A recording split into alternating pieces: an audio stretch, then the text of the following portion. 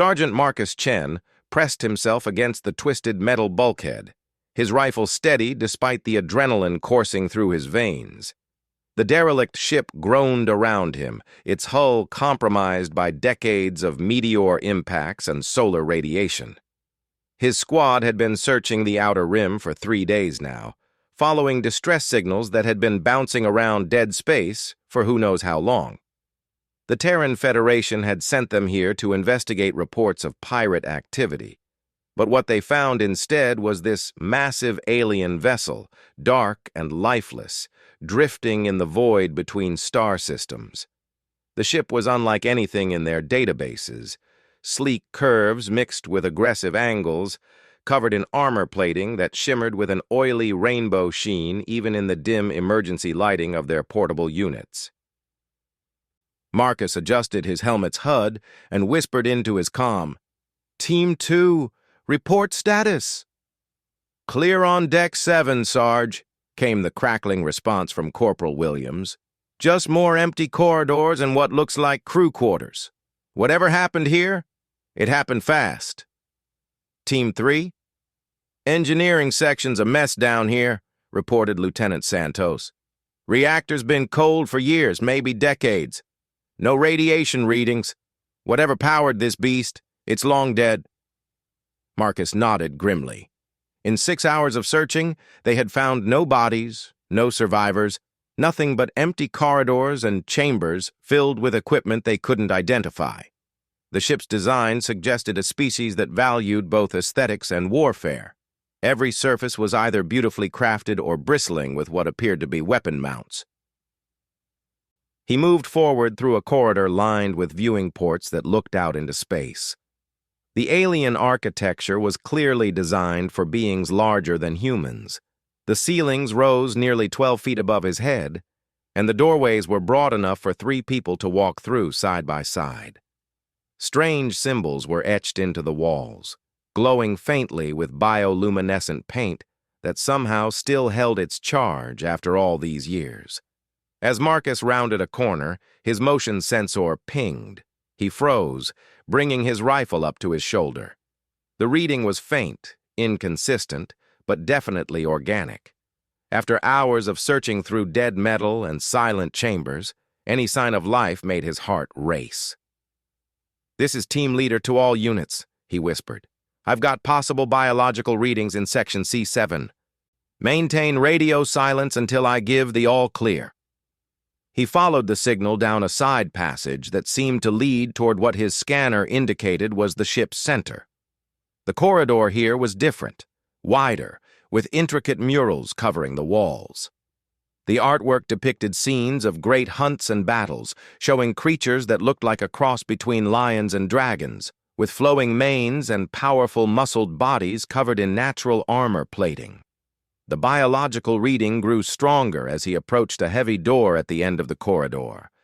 Unlike the others they had encountered, this one was still sealed, its locking mechanism glowing with a soft blue light. Marcus studied the alien interface for a moment before deciding to try the universal translator his unit had been equipped with. He pressed the device against the door's control panel and waited. After a few seconds, the translator beeped softly, and the door began to slide open with a whisper of escaping air. The chamber beyond was enormous, easily the size of a small hangar bay, and Marcus's jaw dropped as he took in what he saw. The room was clearly living quarters, but living quarters designed for royalty. Rich tapestries hung from the walls, and furniture that managed to be both elegant and functional was arranged around the space. But what caught his attention immediately were the large viewing windows that dominated one wall, currently showing the star field outside, and there, in the center of the room, was the source of his biological readings. A massive creature lay curled in what appeared to be a sleeping alcove, her breathing slow and labored. She was clearly one of the beings depicted in the murals, lion-like, but standing easily 8 feet at the shoulder, with a magnificent golden mane shot through with silver. Her body was covered in natural armor plates that looked like they were made of polished bronze and even unconscious. She radiated a sense of power and nobility. But what made Marcus's breath catch in his throat were the three smaller forms huddled against her side. Cubs, no bigger than house cats, with tiny manes just beginning to grow. They were stirring weakly, making small mewing sounds that spoke of hunger and distress. Marcus lowered his rifle and activated his medical scanner. The readings made his heart sink. All four creatures were severely malnourished and dehydrated. The adult female was barely alive, her vital signs fluctuating wildly. The cubs were in better condition, but only because their smaller bodies required fewer resources to sustain. He looked around the chamber more carefully and spotted what appeared to be an emergency food dispenser, its indicator lights flashing red. Empty. A water recycler in the corner was also dark, its reservoir bone dry. These creatures had been trapped here, slowly starving, while their ship drifted dead in space. Marcus made a decision that went against every regulation in the book. He unslung his emergency rations and water supplies, setting them down near the sleeping alcove. The cubs caught the scent immediately, lifting their heads and making small, chirping sounds. Their eyes, large, intelligent, and filled with desperate hope, met his through his helmet visor. "Easy there, little ones," Marcus whispered, even though his external speakers were off. "I'm here to help." He activated his comm unit. "All teams, converge on Section C7 immediately. And Santos, bring every emergency ration and medical supply we have. We've got survivors here, and they need help now." "Survivors?" Williams's voice crackled through the comm. "Human?" "Negative," Marcus replied, watching as one of the cubs tried to stand on shaky legs. "But they're alive, they're intelligent, and they're dying. Move fast." As he waited for his team to arrive, Marcus carefully approached the sleeping alcove. The adult female's eyes flickered open, brilliant golden orbs that held intelligence, pain, and a desperate protective instinct.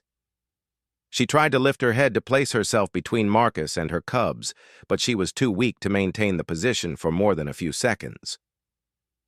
Marcus slowly removed his helmet, showing her his face. "I'm not going to hurt them," he said softly, knowing she couldn't understand his words, but hoping his tone would convey his intentions. "I'm going to help." The lioness studied his face for a long moment, then seemed to make a decision. She relaxed slightly, though her golden eyes never left his face. One of the cubs, braver than its siblings, took a tentative step toward Marcus, its tiny nose twitching as it caught the scent of the emergency rations. "That's it," Marcus encouraged, opening one of the ration packs. "Come on, little one. You need to eat." The cub approached cautiously, then suddenly lunged forward as its hunger overcame its fear. It attacked the ration bar with tiny teeth and claws, purring loudly as it ate. The sound seemed to give the other two cubs courage, and they joined their sibling in devouring the food Marcus had provided. The adult female watched this interaction with eyes that seemed to hold gratitude, mixed with maternal concern. Marcus could see her struggling with her instincts, the desire to protect her young warring with the recognition that this strange bipedal creature was helping them. Heavy footsteps in the corridor announced the arrival of his team. Williams and Santos burst into the chamber, their weapons ready, only to stop short when they saw the scene before them. "Jesus Christ," Williams whispered. "What are they?" "Survivors," Marcus said firmly. "Santos, get your medical kit out. We need to stabilize the adult before we can move any of them." Santos, a combat medic with 20 years of experience, immediately switched into professional mode. He approached the sleeping alcove carefully, speaking in soothing tones as he unpacked his equipment. "Easy there, Mama. We're going to help you and your babies." The lioness tensed as Santos approached, but Marcus positioned himself where she could see him clearly. "It's okay," he said gently. "He's trying to help." Whether it was his tone, his position, or simply her desperation, the Lioness allowed Santos to begin his examination. The medic worked quickly, setting up an IV drip to combat her dehydration and administering a mild stimulant to help stabilize her vital signs. "She's in bad shape, Sarge," Santos reported quietly.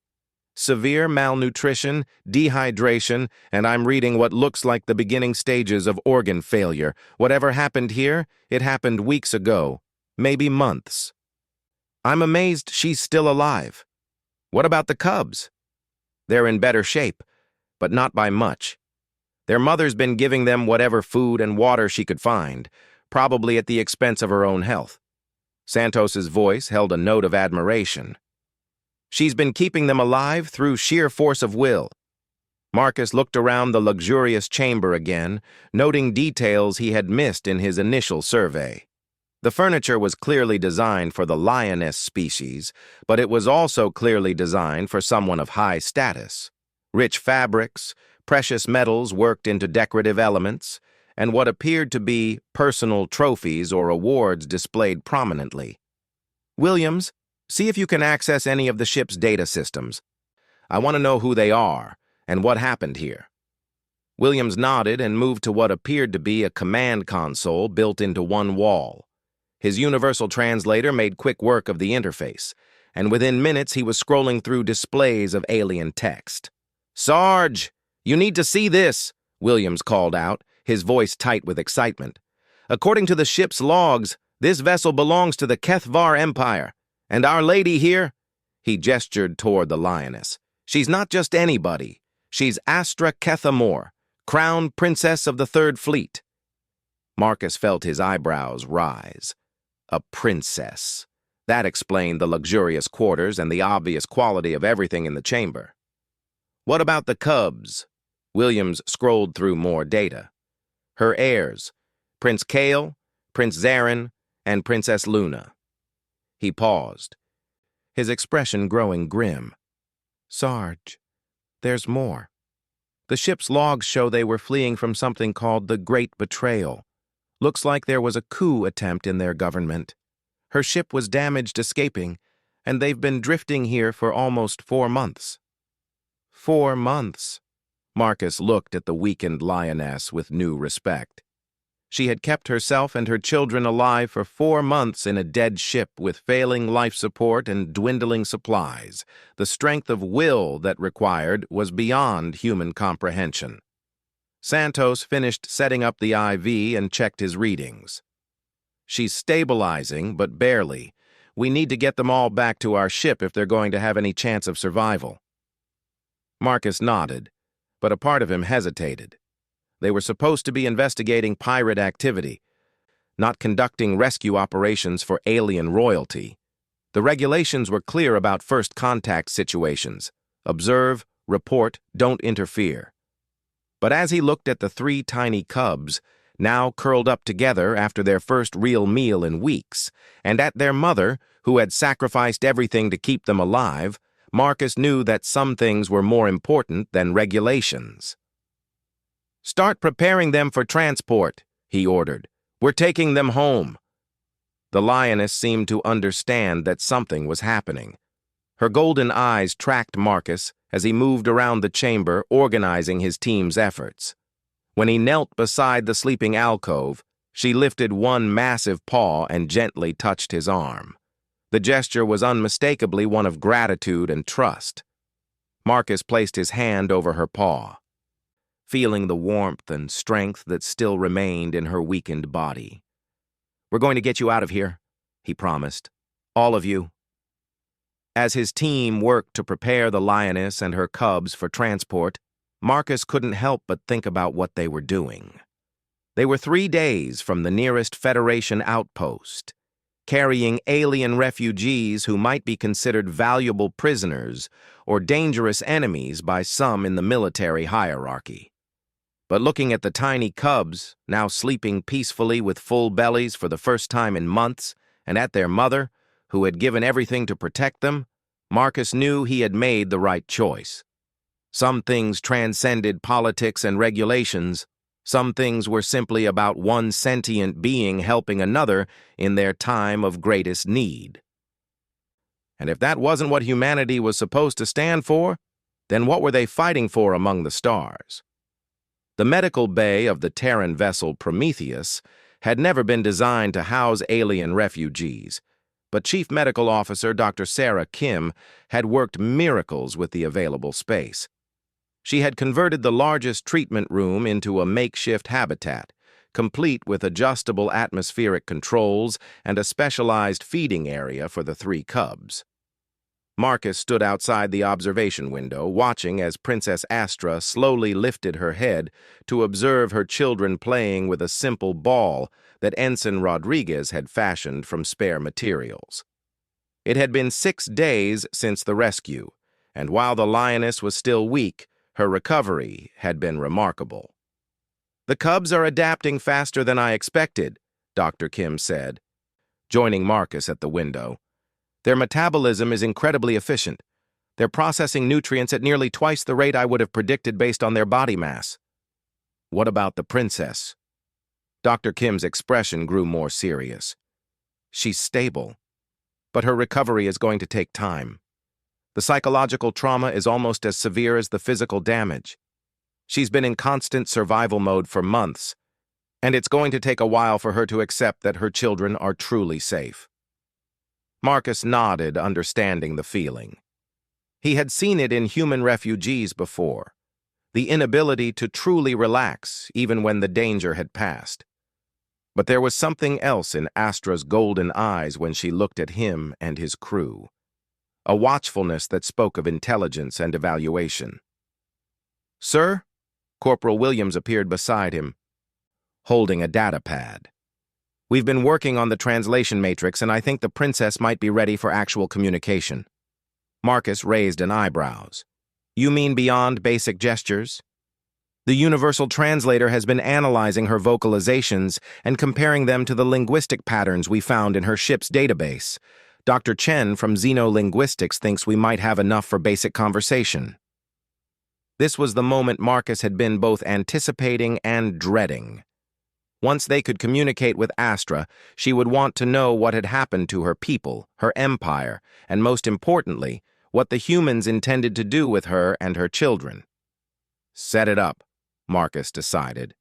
"But do it carefully. The last thing we want to do is overwhelm her." An hour later, Marcus entered the medical bay carrying the portable translation unit. Astra immediately focused on him, her ears forward and alert. The cubs, who had grown bolder over the past few days, came bounding over to investigate this new device with typical youthful curiosity. Marcus activated the translator and spoke carefully. "Princess Astra, can you understand me now?"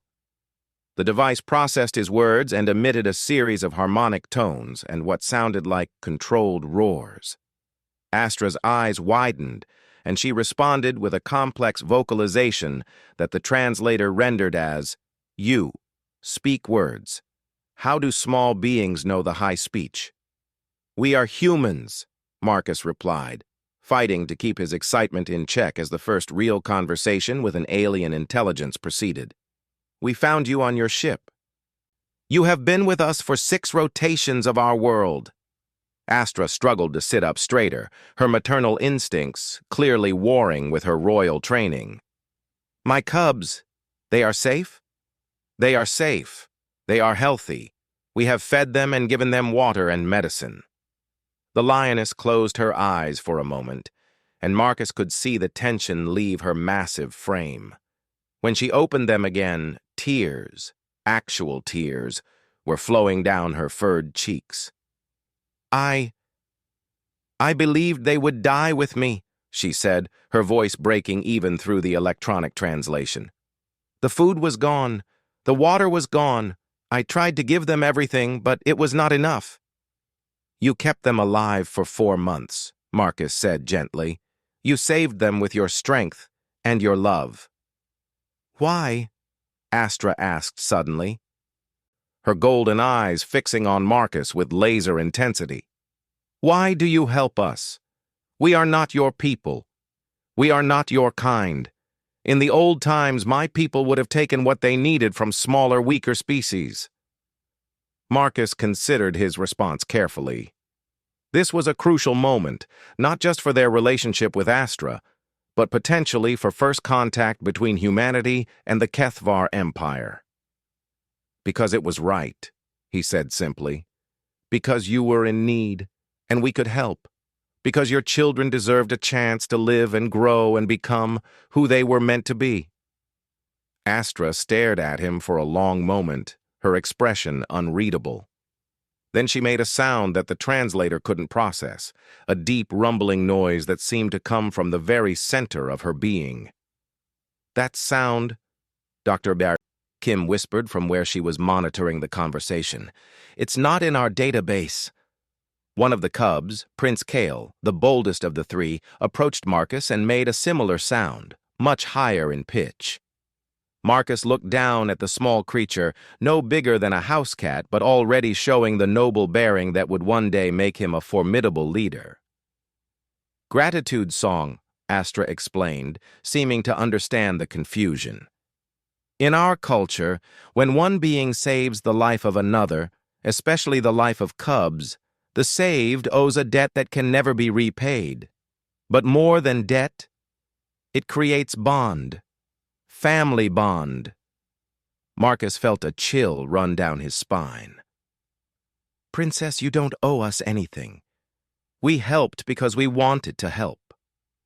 You do not understand, Astra replied, and now there was something almost like amusement in her voice. In Kethvar culture, when you save cubs that are not your own, you become pack. You become family. My cubs have already accepted you as second father. They sing gratitude song for you. The implications hit Marcus like a physical blow. By rescuing the cubs, he and his crew had somehow become family to alien royalty. The political ramifications alone could start or prevent wars. Before Marcus could respond, alarms began blaring throughout the ship. His comm unit crackled to life with the voice of Captain Morrison. All senior staff to the bridge immediately. We have incoming ships on long-range sensors and they're not broadcasting Federation IFF codes. Marcus looked at Astra, whose entire demeanor had changed. She was now alert, predatory, her natural armor plates seeming to bristle with tension. Princess, do you know what ships might be looking for you? Her response sent ice through Marcus's veins. The betrayers. They have found us. They will kill my cubs to prevent them from ever claiming the throne. Marcus was moving before she finished speaking. Dr. Kim, seal this bay and don't let anyone except me or Captain Morrison near them. Williams, you're with me. As they rushed toward the bridge, Marcus's mind raced through possibilities. The Prometheus was a patrol vessel, not a warship. They had minimal armament and no armor to speak of. If whoever was approaching had tracked them across space to find Astra, they weren't going to be deterred by a single human ship. The bridge was a hive of controlled activity when Marcus arrived. Captain Morrison looked up from the tactical display with a grim expression. Report, Morrison ordered. 6 ships, Sarge. Unknown configuration, but they're big and heavily armed. They dropped out of hyperspace about 20 minutes ago and have been accelerating toward us ever since. Marcus studied the tactical display. The approaching ships were sleek and predatory-looking, similar to Astra's vessel, but clearly designed for war rather than transport. Sir, the communications officer called out, we're receiving a transmission. It's in the same language as Princess Astra's. Morrison looked at Marcus. Can your translator handle it? Marcus nodded and moved to the communications station. The translator processed the incoming signal and rendered it in a harsh, arrogant voice. Human vessel, you carry criminals and traitors of the Kethvar Empire. Surrender them to us immediately, and you will be allowed to depart unharmed. The bridge fell silent. Morrison looked around at his crew, then back at Marcus. Recommendations, Sergeant? Marcus thought about the 3 cubs playing with their makeshift ball, about Astra's 4 months of desperate struggle to keep them alive, about the gratitude song that had somehow made him family to these beings he barely understood.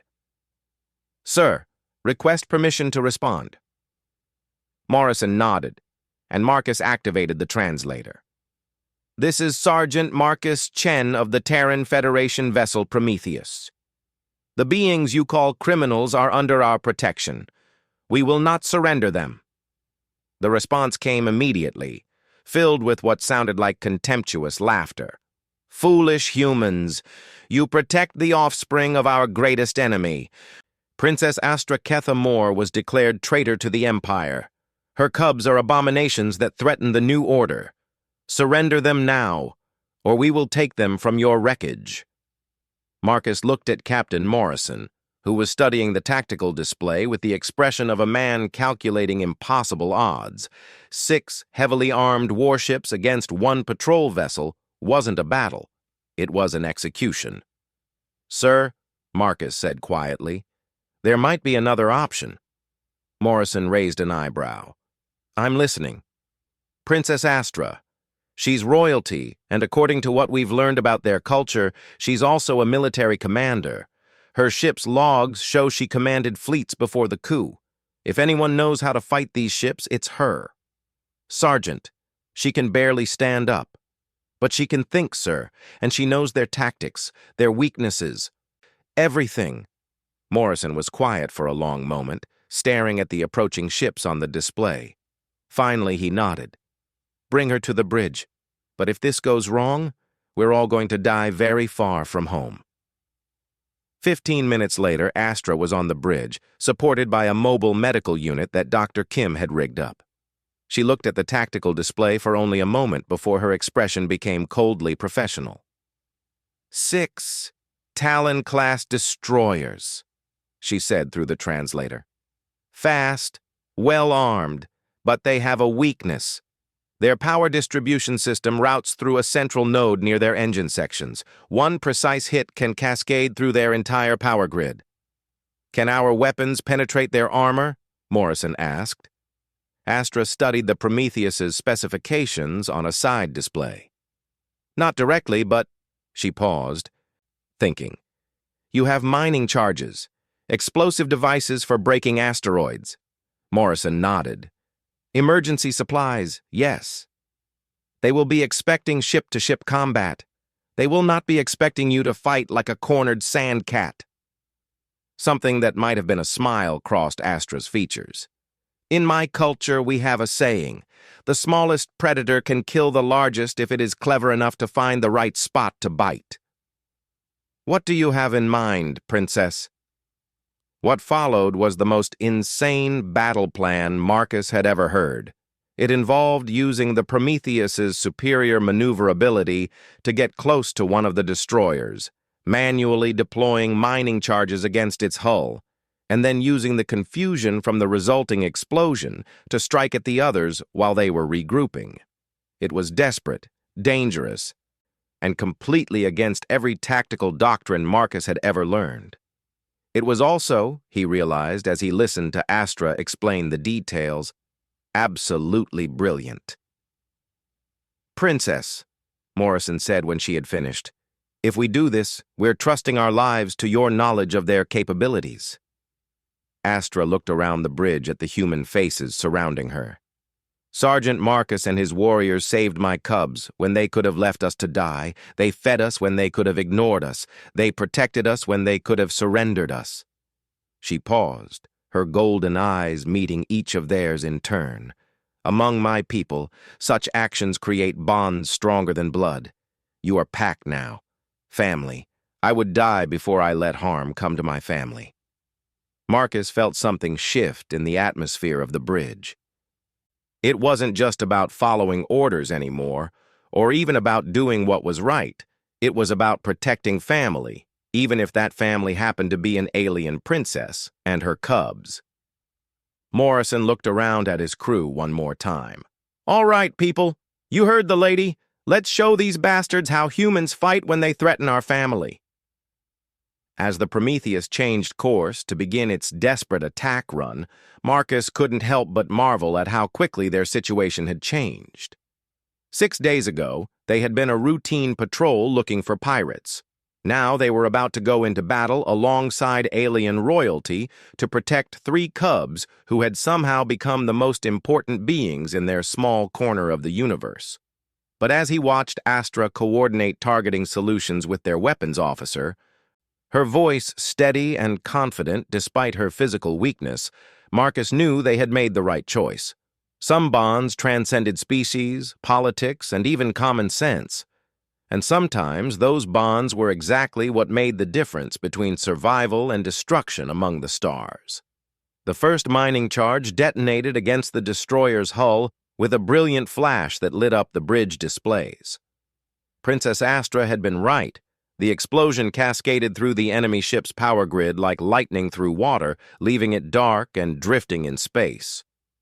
"Direct hit on the lead destroyer," reported Lieutenant Santos from the weapons console. "They're showing massive power fluctuations."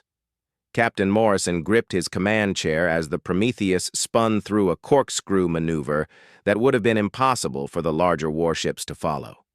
"Status on the remaining 5? "Regrouping and coming about," Astra said, from where she was monitoring multiple displays.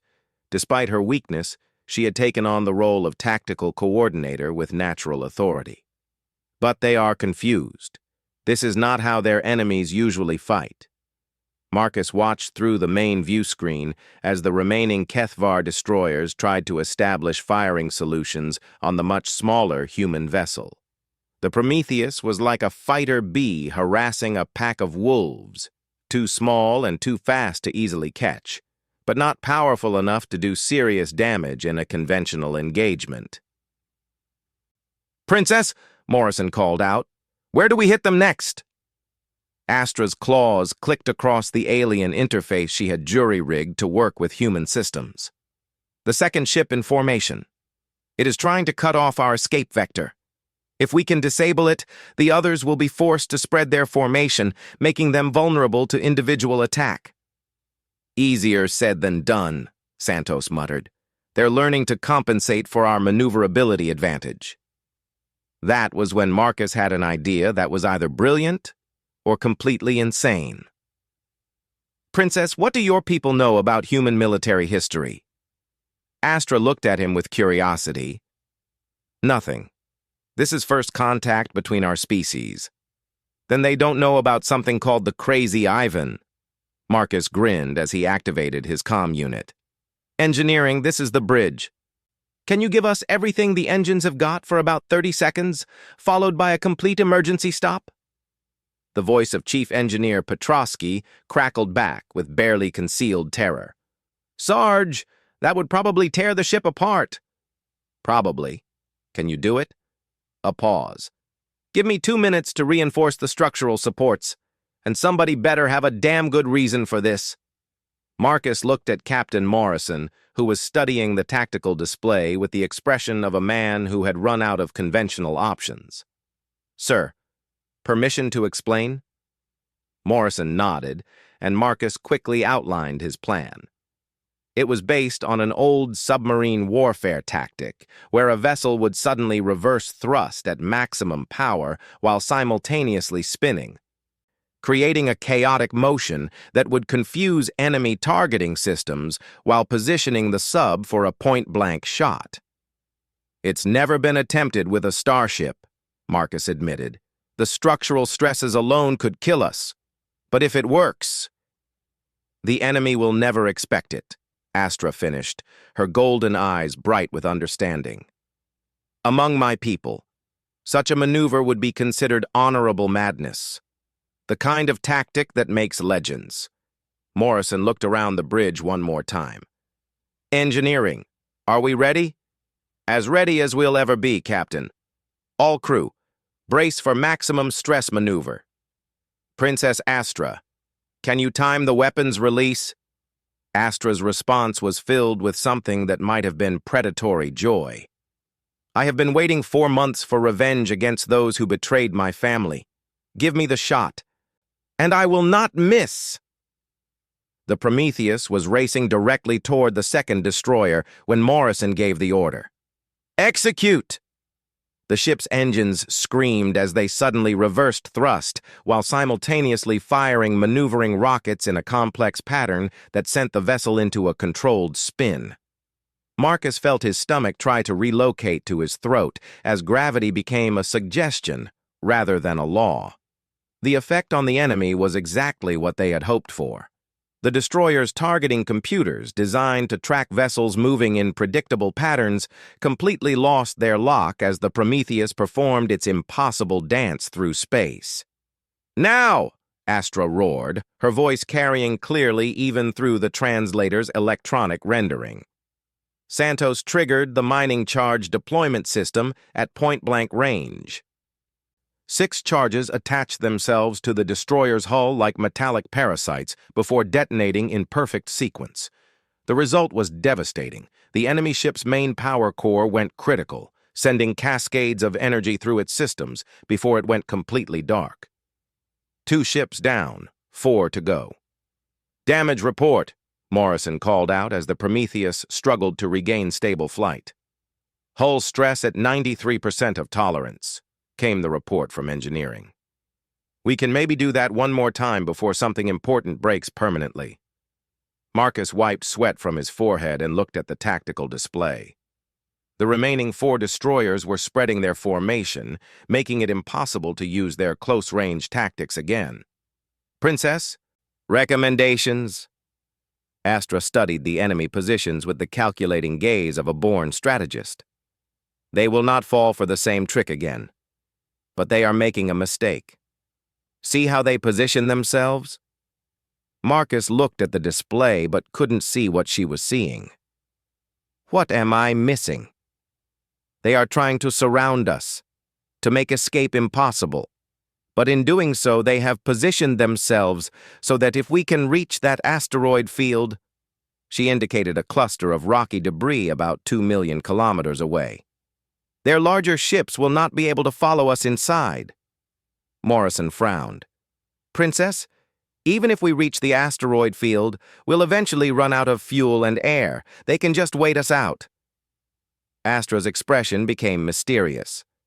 "Not if we are no longer alone." Before anyone could ask what she meant, she activated the communication system and began speaking in rapid, complex Kethvar. The translator struggled to keep up, but Marcus caught fragments. "Loyal fleets, children of the true crown, honor of the ancestors." "Princess," Morrison said urgently, "what are you doing?" "Calling for aid," she replied simply. "There are still those loyal to the true government scattered throughout this sector. I am broadcasting the ancient codes that will identify me as the rightful heir." The enemy destroyers were closing fast, their weapons charging for what would likely be a devastating barrage. The Prometheus was fast, but she wasn't built for extended combat against multiple heavy warships. "Sir," the communications officer called out, "I'm picking up new contacts on long-range sensors. Multiple ships, coming in fast from 3 different vectors." Marcus felt his heart sink. More enemies were the last thing they needed right now. But Astra was making that rumbling gratitude song sound again, louder and more joyful than before. "The 3rd Battle Fleet," she announced, her voice filled with fierce pride. "Admiral Thane Corvus commands. They have not forgotten their oath to the true crown." The tactical display suddenly became much more interesting. 12 new ships were approaching at maximum velocity, and their design was clearly different from the destroyers that had been hunting them. Where the enemy ships were sleek and predatory, these newcomers were built like flying fortresses, massive, heavily armored, and bristling with weapons. "Princess," Morrison said carefully, "are these ships going to consider us friends or enemies?" "They will follow my commands," Astra replied with absolute confidence. "I am their princess, and more importantly, they know that humans saved my cubs. In Kethvar culture, such an act creates obligations that extend through entire fleets." The enemy destroyers had apparently noticed the new arrivals as well. Their formation was breaking apart as they tried to decide whether to continue pursuing the Prometheus or deal with the much larger threat bearing down on them. "Incoming transmission," the communications officer reported. "It's in Kethvar, but the princess should be able to understand it." Astra listened to the message, then replied in tones that Marcus didn't need a translator to understand. She was giving orders, and she expected them to be obeyed immediately. "What did you tell them?" Morrison asked. "To protect the humans who saved my family," Astra replied, "and to show these traitors what happens when they threaten the cubs of the true crown." What followed was less a battle than a systematic destruction. The loyal Kethvar fleet moved with the precision of units that had fought together for years, surrounding the 4 remaining destroyers and pounding them with coordinated fire. The enemy ships, designed for hunting down single targets, were completely outmatched against a superior force. Within 20 minutes, space around the Prometheus was clear of hostile vessels. The loyal fleet had suffered minor damage to 2 ships, while the destroyers had been either destroyed or disabled. Marcus found himself standing beside Astra at the main display, watching as the Admiral's flagship approached their position. "Princess," he said quietly, "what happens now?" Astra turned to look at him, and there was something different in her golden eyes. Not just gratitude, but a deep respect that seemed to extend beyond their species' difference. "Now, Sergeant Marcus Chen, you and your people become part of a story that will be told among my people for 1,000 generations. The tale of how the small, brave humans found a dying princess and her cubs and chose to risk everything to save them. We just did what anyone would do." "No," Astra said firmly. "You did what only the truly honorable would do. Among my people there is a saying, the measure of a being's worth is found not in their strength, but in how they treat those who cannot defend themselves." The communication system activated with a new transmission from the approaching flagship. Admiral Thane Corvus himself appeared on the display, a massive Kethvar male with scars crossing his muzzle and eyes that spoke of decades of combat experience. "Princess Astra," the Admiral said, his voice carrying the weight of absolute loyalty, "the fleet awaits your commands." "Admiral, these humans saved my life and the lives of my cubs when they could have ignored our distress. They fed us when we starved, protected us when we were defenseless, and fought beside us when enemies came. By the ancient codes, they are family now." The Admiral's scarred features showed surprise, but he quickly nodded his understanding. "The humans will be accorded full honors of the family bond. What are your wishes regarding their disposition?" Astra looked at Marcus and Captain Morrison. "That depends on what they wish. They have earned the right to choose their own path." Morrison stepped forward. "Princess, we appreciate everything you've said, but we have duties to our own people. We need to report this first contact to our government." "Of course," Astra agreed. "But know that wherever you go, whatever you need, the Kethvar Empire will remember. And not just the Empire, my cubs will remember. When they take their places as leaders, they will carry with them the memory of the humans who saved their lives." Marcus thought about the 3 small cubs, probably still playing with their makeshift ball in the medical bay, unaware that their rescue had just prevented a war and established the foundation for what could become a lasting alliance between 2 species. "Princess," he said, "there is something I need to know. The coup that drove you from your empire, is it over?" Astra's expression became grim. "Not yet.